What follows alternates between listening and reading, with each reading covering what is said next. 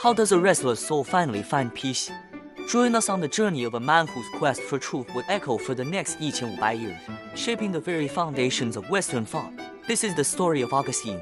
Our story begins in the bustling city of Carthage in the 6th century. Here lived a young man named Augustine, blessed with a brilliant mind and a fiery spirit. He was the star student, destined for greatness, but his youth was also a whirlwind of ambition, indulgence, and intellectual pride. While he chased fleeting pleasures and worldly success, his devout mother, Monica, never stopped praying. She saw the good in her son, the deep-seated longing that he himself couldn't yet understand, and she tearfully begged for his return to faith. But Augustine was on his own path. He was searching for truth, just not where his mother was looking. For nearly a decade, he was drawn to Manichaeism, a popular religion that promised a secret, rational explanation for the problem of evil. It seemed to satisfy his intellectual cravings, dividing the world into a clear-cut battle between light and darkness. Yet, as the years went by, his answers felt hollow. A persistent emptiness gnawed at him. He then plunged into Neoplatonic philosophy, finding profound ideas about a single, transcendent source of all being. This brought him closer, so much closer. But it was an intellectual ascent that left his heart untouched. The void remained. The turning point came when Augustine, now a prestigious professor of rhetoric, moved to Milan. It was there he encountered the city's bishop, a man named Ambrose. Initially, Augustine went to hear Ambrose preach simply to critique his famous speaking style. But he found something he didn't expect. Ambrose spoke of the scriptures with a depth and wisdom that dismantled Augustine's long-held prejudices. The words pierced his intellectual defenses and began to stir his soul. The conflict within him reached a fever pitch.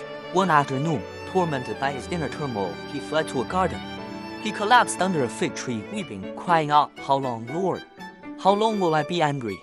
Just then, he heard a child's voice chanting from a nearby house, "Tao, liege, pick up and read, pick up and read." Reaching for a copy of the Apostle Paul's letters, his eyes fell upon a passage that seemed written just for him. In that moment, the dam of his resistance broke, and a wave of peace washed over him. The search was over. This garden experience wasn't just an emotional moment. It was a complete reorientation of his life. Soon after, Augustine was baptized by Ambrose, alongside his own son. He abandoned his celebrated career and worldly ambitions, his heart now set on a new purpose. He returned to his native North Africa, not as a career-driven professor, but as a humble servant of God. He established a monastic community, dedicating himself to a life of prayer and study.